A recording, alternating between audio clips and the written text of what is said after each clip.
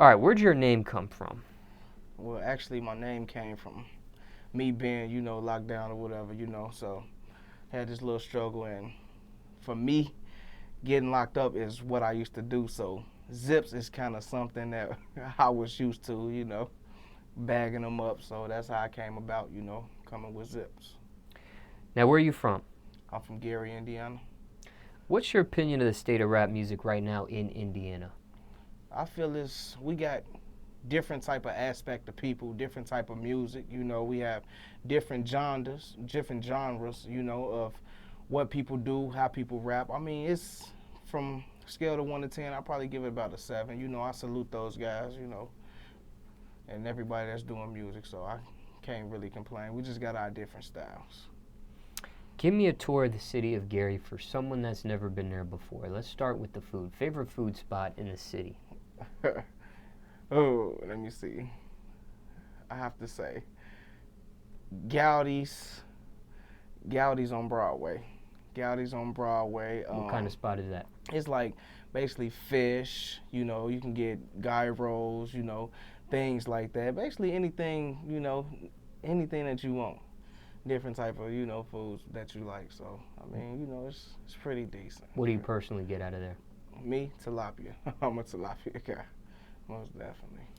Were you gonna name another food spot? It sounded like you were on a roll for a second. Yeah, Coney Island's, 25th and Broadway. What's that? Definitely, basically anything you want. Breakfast food, wonderful place. It's pretty decent too. Now, what about the nightclub? What about the nightlife? Favorite nightclub in the city? Well, I really don't go out that much, but I have to probably say Hustlin' Joe's. Hustlin' Joe's. I guess they gave it a little spin off of Michael Jackson's father, so they called it, Hustlin' Joe's. But yeah, that's definitely one. Oh, Buzzbox. Can't forget about the Buzzbox. A little older crowd, 25 and older to get in. So. Yeah. What about strip club? Favorite strip club in the city? Strip club. We used to have one called Shangri-la, but it's like it's not really some in Gary. You have to go to a different type of town, like Portage or something like that. But I'd probably say Deja Vu. Yeah, some people, want to just get a little taste of what's going on. Now, first time someone visiting Gary, any other places in the city you recommend someone seeing? We talked about the food, the nightlife a little bit. Anything else that stick out to you? I mean, they do have they still got what you call like a monument of Frable. Used to be like Frable Roosevelt, a lot of people went there, a few players that was on Glory Road, the movie, I can't think of his name, but he went to that school, so that's basically like a monument, people could come look at. I mean, Michael Jackson house, that's 2300 Jackson Street. Pretty much it. It's like Gary is like the slums. So, I mean, you see what you see, you get what you get, and that's basically how we just go about our day. I mean, but for someone to come, just really not that much, What are your thoughts on Michael Jackson's crib? Very small, but they done turned it into something that's wonderful. Tourists love it. Very, very unique the way they did it. How they set it up and everything. Got his little like a statue right there with his name on it, him engraved, and I mean it's pretty dope. So if anybody in Gary, Indiana, make sure you visit 2300 Jackson Street. Now, does Gary, Indiana have anything special event-wise in the city? Like, for instance, like in New Orleans, they got Mardi Gras. That's a pretty big, like, weekend or week-long event. Is there anything of that nature in Gary? Not really.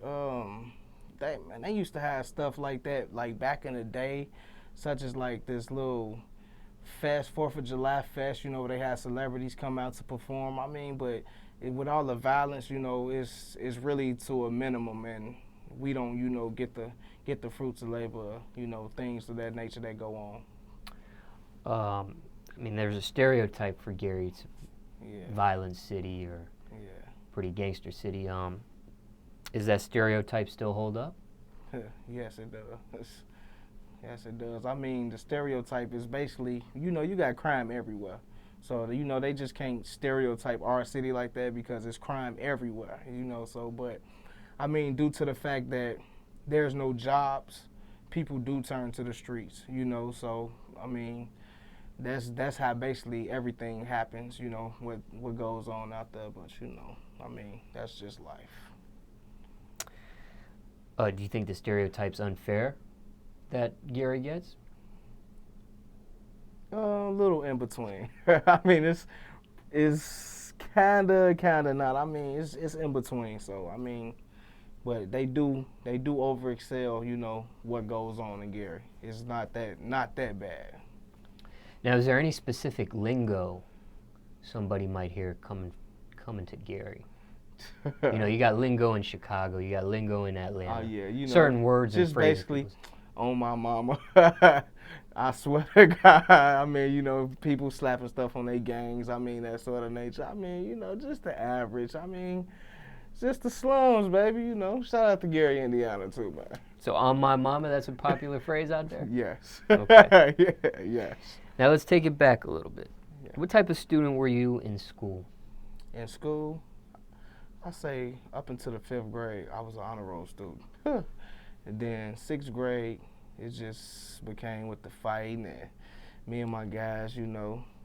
I was kind of popular in school, so, you know, I always stayed in trouble. Mama stayed at school, so, I mean, then I got kicked out of school, 7th grade, and then they sent me to an alternative school, so I graduated from an alternative school. Then I went to high school and got kicked out of high school, you know, and I was on the basketball team for a short period of time.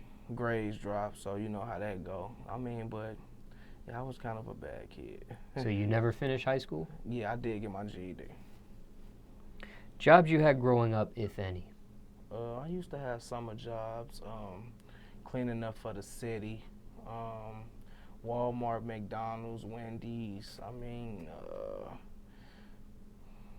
pretty much about it. You know, I always try to make sure I keep myself out of trouble.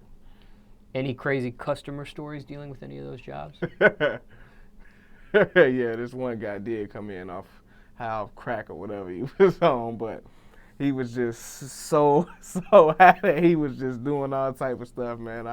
It literally freaked me out. I had to call my manager because it's like I couldn't stop laughing. But I mean, Still funny. Yeah, most definitely is because the way he was, man, he was really tweaking. What's the worst thing you put your parents through? Going to prison. That's the worst thing they ever probably experienced from me. What's your message to the youth? The message to the youth, I just want the youth to just, stay in school, graduate, go to college, It's more than life than just music, selling drugs, and wanting to turn up, I mean, it's definitely other ways possible, I'm trying to make a change for the better so I can give back to the community, help out with jobs or whatever. Shout out to my manager, man. Disco, man, that boy, he does a lot for the city, man, and people need to appreciate that. He come from where I come from, totally did a 360, so I'm just trying to show the youth, man, it's more than just listening to this music, turning up, so that's basically one reason why I got into the music, to try to be an offspring of what they listen to now into what's real and what's going on, to give them a different understanding that, it's not what it's appear. It's a facade that, people rap about, and it's sickening. So stay in school, hey, go to college, man. Just make your parents proud. All right, let's talk music. Yep. What do you hate the most about the music industry? I guess I'll say foo-foo. It's just like the stuff that they put out now. It doesn't make sense. I mean, I grew up in an era with, No Limit, and Tupac and Biggie, where people tell stories about what's going on, what's real. Nowadays, it's just yeah, and it's a hit. Like, come on now. I I definitely hate that. Top 3 things you need in the studio. Water, food, and I'll probably say my little bro Sco. Shout out to him too. What kind of food? I'll take some Chipotle. Craziest studio story, if you have one. Whew. First time I came home, I was in the basement of the studio and I had these janky headphones on and the microphone I'm looking for, and it was wrapped up with a towel around it. I'm looking like, where the microphone? But he said it was to keep the air and the noise out of your sound or whatever. So, yeah, that was definitely the weirdest experience I've had. What's the realest song you ever wrote so far in your whole catalog? Oof, man. I have to say, I did this song called Cake Remix, and oh my God, it's crazy. Yeah, Cake Remix, Drake song. Yeah, I remixed it. It's crazy. What are your keys to success? Basically, staying humble, continue to be me, stay in my own lane. You know, keep positive people around me. You know, and just go for what we know. So what you got going on right now? Well, basically, we currently down here in Atlanta. You know, we've been working with few producers, DJ Montay, T-Pain DJ, Slade the Monster, She'kspere, Billboard Hitmakers. I done worked with Ray Lavender, Mishon. You know, we just been building, you know, creating relationships or whatever, trying to get to the next level. We got these shirts, you know, this is my music group, JMD, you know. We got LOB, Leagues of Bosses, me and my little bro. We